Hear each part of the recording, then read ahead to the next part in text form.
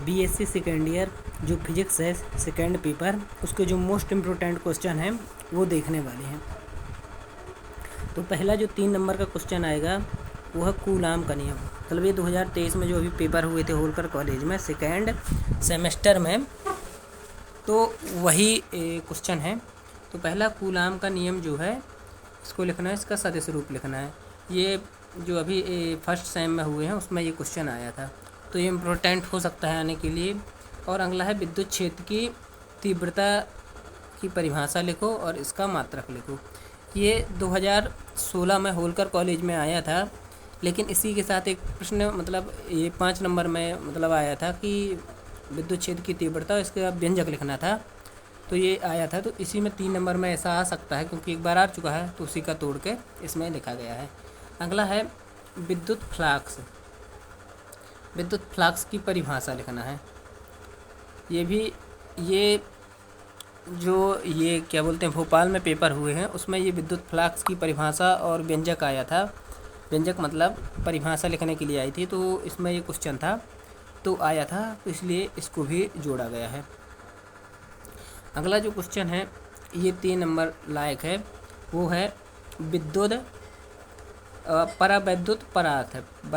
परावैद्युतांक नहीं, परावैद्युत पदार्थ है, वो क्या है और इसके प्रकारों को समझाना था। ये ओनली इतना आया था अभी 2023 में जो अपने सेकेंड सेमेस्टर में हुए हैं पेपर, उसमें ये क्वेश्चन आया हुआ था। तो ये 4 क्वेश्चन हो सकते हैं। इसके अलावा अगर कोई पढ़ना चाहे तो एक विभव वाला अभी एक आ चुका है, उसमें ये मतलब 2017 में ही आया था, विभव की परिभाषा और मात्रक लिखने के लिए, तो 3 नंबर में भी आ सकता है। तो मैं नहीं कह सकता कि 3 में नहीं आता, बाकी इसको मैंने उस जोड़ कर रखा है। एक अद्वितीयता प्रमेय आ सकती है 3 नंबर में, आए तो बाकी इसके अलावा मुश्किल है कि कोई क्वेश्चन आएगा। तो आपको ये अद्वितीयता प्रमेय बहुत सी सरल है, दो मतलब क्लासियस मसौढ़ीकरण से संबंधित है, बस उसी को प्रतिबंधों को बनाने के लिए। अगर इनमें से क्वेश्चनों में से कोई भी मतलब आपको नहीं बनता है, आपको नहीं मिल रहा है, तो आप मुझे बताइएगा, मैं लिख के रखे हूँ, तो मैं उसको ये वीडियो बना दूँगा, समझा दूँगा, या फिर ऐसे आपको सेंड कर दूँगा, है ना। तो ये वीडियो इसलिए बनाया जा रहा है क्योंकि आने वाले जो मतलब मेरे दोस्त हैं उनको काम आ सके, मेरे घर वाले भाई बहन भी पढ़ रहे हैं तो उनको भी काम आ सके, क्योंकि मैं व्हाट्सएप में भी इन्हें भेज सकता हूँ। तो व्हाट्सएप में भेजने से ये मेरे पास दोबारा नहीं रह सकते, क्योंकि फर्स्ट ईयर में मैं भी बनाया था, व्हाट्सएप में भेजा था, तो इसलिए मैं ये वीडियो बनाकर यूट्यूब में डाल रहा हूँ, है ना। तो अगला है जो और क्वेश्चन आने वाले हैं, अब ये 8 नंबर वाले क्वेश्चन है, जो वो 8 नंबर वाले क्वेश्चन देख लेते हैं कौन कौन से हैं। तो 8 नंबर वाले क्वेश्चनों में से ये स्थिर विद्युत बल व गुरुत्वाकर्षण बल में अंतर लिखने के लिए आया था। ये इसी मतलब ये जो बीएससी सेकेंड ईयर है ना, सेकेंड ईयर में जो अपना थर्ड सेम हुआ था, उसी में ये क्वेश्चन आया था सेकेंड ईयर के। तो ये 8 नंबर में आया था, तो इसलिए इसको यहाँ जोड़ दिया गया है। ये किसी बिंदु आवेश के कारण विद्युत क्षेत्र की तीव्रता का व्यंजक आया था। अगर आपको पेपर भी देखना तो मैं भी पेपर भी डाल रखा प्लेलिस्ट में, आप वहाँ से देख सकते हैं इस पेपर भी को। तो एक ये आया था, तो वहाँ से आप देख सकते हैं ये आया था।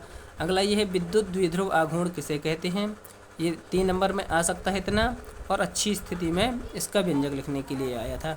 अभी कहें तो 3 नंबर में आ सकता है, और ये क्या बोलते हैं 8 नंबर में भी आ सकता है, 2017 में आया था।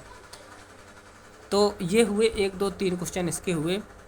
और देख लेते हैं ये गॉस की प्रमेय, इसी मतलब 8 नंबर में अभी जो पेपर हुए उसी में आई थी। और आपको मतलब लग रहा है कि मतलब नहीं आए हैं, तो आप पेपर भी देख सकते हैं, ये आ चुके हैं पेपरों में, तो ये भी आपके लिए महत्वपूर्ण क्वेश्चन हो जाएगा। अगला है विभव का व्यंजक लिखना था, और विभव का व्यंजक लिखना था, विभव का व्यंजक मतलब व्युत्पन्न करना था। विभव की परिभाषा लिखो, व्यंजक लिखो, ये आ सकता है। तो विभव का व्यंजक ये 2017 में आया था। अगला जो 8 नंबर का क्वेश्चन है वो ये है क्लासियस मसौढ़ी समीकरण लिखना, तो सिद्ध करना था। ये बता दूं 2017 में आया था, और 2023 में अभी भी जो एग्ज़ाम हुए उसमें भी आ चुका है।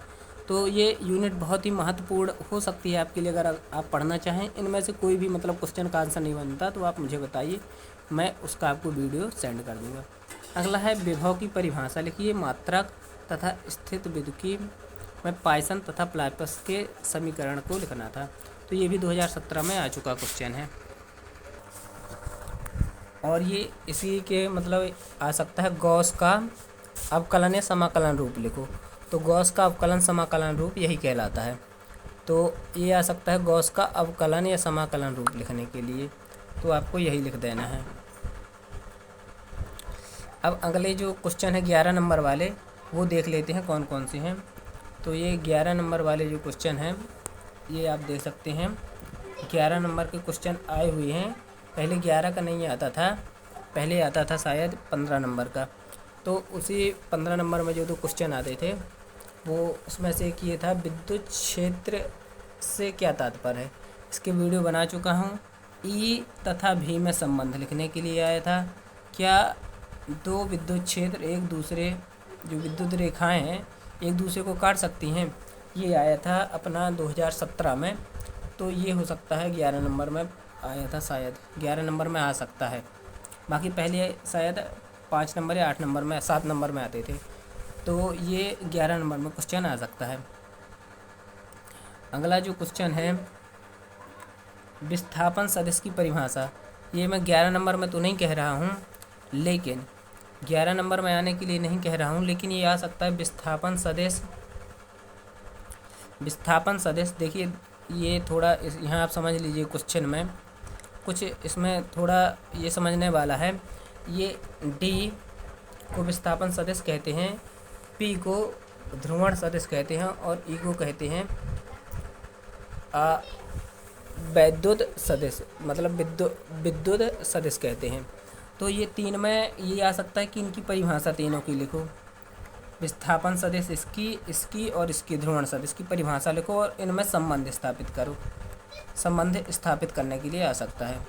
तो ये क्वेश्चन आया था, मतलब इतना भर आया था जितना मैंने विस्थापन सदिश आया था। तो उसी के अनुसार मैंने बताया है कि ये इसमें आ सकता है दीर्घोत्तरी क्वेश्चन में कि शायद आ जाए। तो अगर आपने नहीं पढ़ा तो आप मुझे बताइए, मैं इसके बारे में आपको बता दूंगा। और पढ़ लिया तो अच्छी बात है, बाकी मैं इंग्लिश में नहीं बता पाऊँगा, ओनली हिंदी में मेरी नोट है, बस हो गया। तो इसका जो क्वेश्चन था, अपन इस क्वेश्चन को देखते हैं। ये विस्थापन सदिश वाला, इसको समझाइए 2017 में आया था, तो इसको यहाँ पे ऐड कर दिया गया है। ठीक है, अब ये सिद्ध कीजिए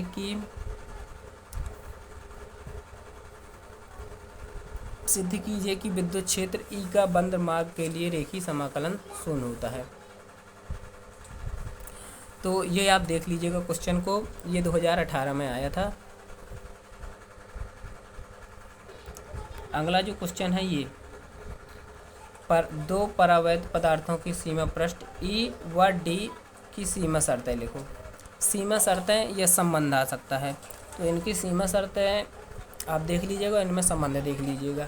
मैं बता चुका हूँ ई क्या कहलाता है, विद्युत सदिश कहलाता है, और ये डी कहलाता है विस्थापन सदिश। तो इसमें आया था अंतर लिखने के लिए। अब इसके अलावा जो ये हैं, ये बहुत महत्वपूर्ण क्वेश्चन है।